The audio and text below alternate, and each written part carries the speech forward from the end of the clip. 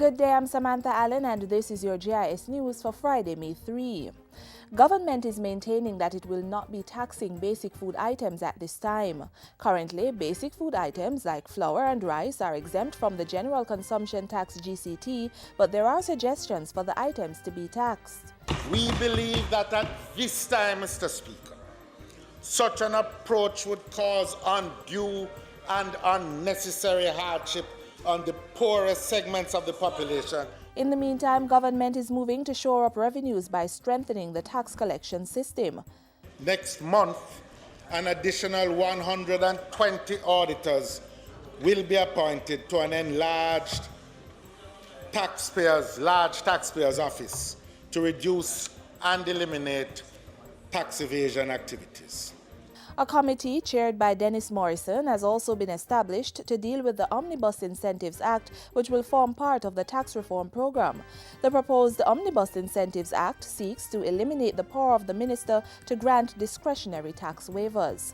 Finance Minister Dr. Peter Phillips is assuring that supply contracts for the Clarendon Alumina Partners CAP will be modified to ensure that the entity does not rack up additional costs on the budget.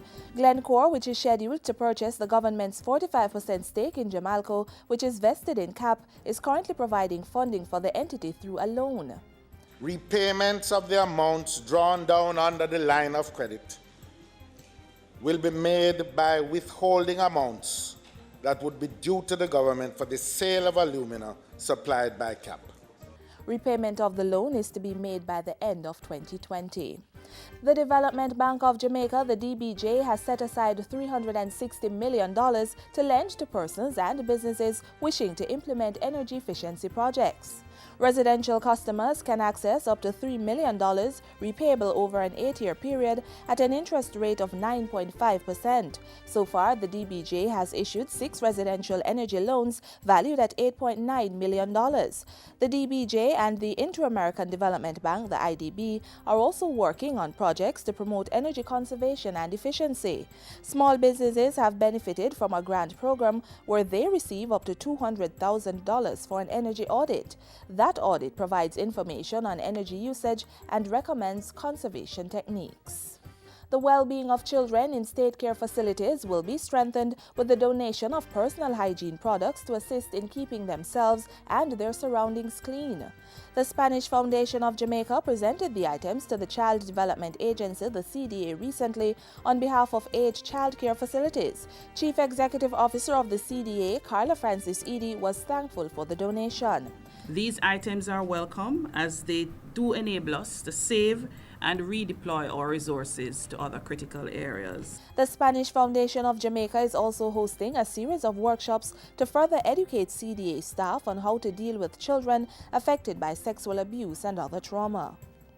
And finally, the National Child Month Committee is pushing for every Jamaican to remember and adopt responsibility for the collective care and protection of children.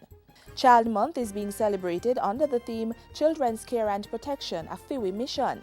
As part of that, Chairman of the National Child Month Committee, Pauline Mullings, is urging parents and caregivers to play a more involved role in the lives of their children. One suggestion is to be aware of the services that are available for children and take steps to access them. Simply put, need help? Get help. Know where your children are at all times. Know what is happening in their lives and know who their friends are. Protect our children and your children and keep them safe out of harm's way.